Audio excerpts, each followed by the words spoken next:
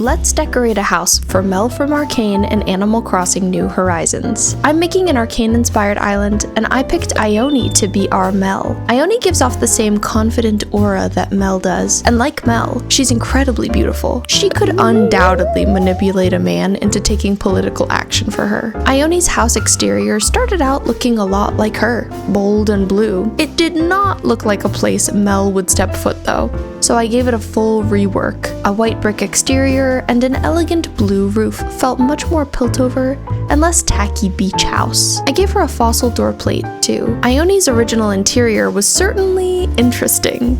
I mean, it's a space I'd totally live in. Mel, though, wouldn't be caught dead in a room like this, so I got to work removing all the furniture. I did like the Starry Skies circle rug the place came with, though. It reminded me of the Piltover Academy, specifically the room that Jace and Victor started Hextech in. I wanted to keep it, if I could make the rest of the room work around it. I wanted Mel's house to feel like a luxury apartment in downtown Piltover. With that in mind, I gave her the gray molded panel wall. I paired it with the rosewood flooring to start, but ended up changing it later. I made the room lighting warm and inviting, and placed the Pisces lamp to add to that warmth. I imagined Mel's place would be full of interesting trinkets, gifts from wealthy friends and suitors, treasures from her estranged home in Noxus, and antiques she's picked up during her travels. I added a fancy full-length gold mirror. I thought gold went well with the room's warm light and wanted to add more of them. I wasn't sure at first whether I wanted to make the space a lounge or a bedroom, but ended up going for a cozy living room vibe. I played around with different couch and coffee table options, trying to find a combination that felt sophisticated but still contemporary.